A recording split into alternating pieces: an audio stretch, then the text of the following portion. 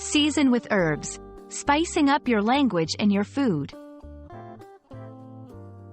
Hello, language enthusiasts and culinary adventurers.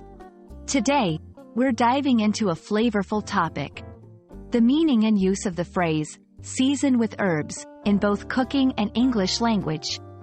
Whether you're a budding chef or an English learner, this video will add some zest to your vocabulary and kitchen skills. Season with herbs is a common phrase in cooking.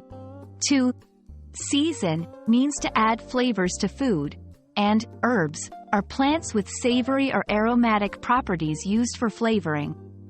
When we say season with herbs, we're talking about adding herbs like basil, thyme, or rosemary to enhance the taste of a dish. It's a simple but essential technique in culinary arts. There's a wide variety of herbs, each adding a unique flavor. Basil gives a fresh, slightly sweet taste, perfect for Italian dishes. Rosemary, with its pine-like aroma, pairs well with roasted meats. Thyme offers a subtle, earthy flavor, excellent in soups and stews. Knowing which herb to use can transform your dish from good to great. In English, season with herbs can be taken literally for cooking or used metaphorically. In everyday conversation, you might hear someone say, "Let's season this discussion with a bit of humor." Here, season with herbs means to add an interesting or flavorful element to something.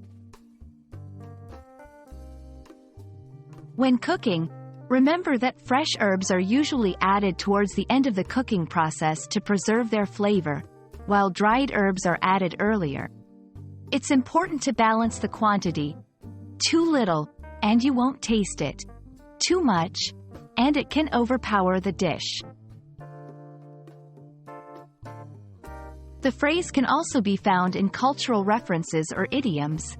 For example, in literature, a character's dialogue might be described as seasoned with sarcasm, indicating a witty or sharp tone.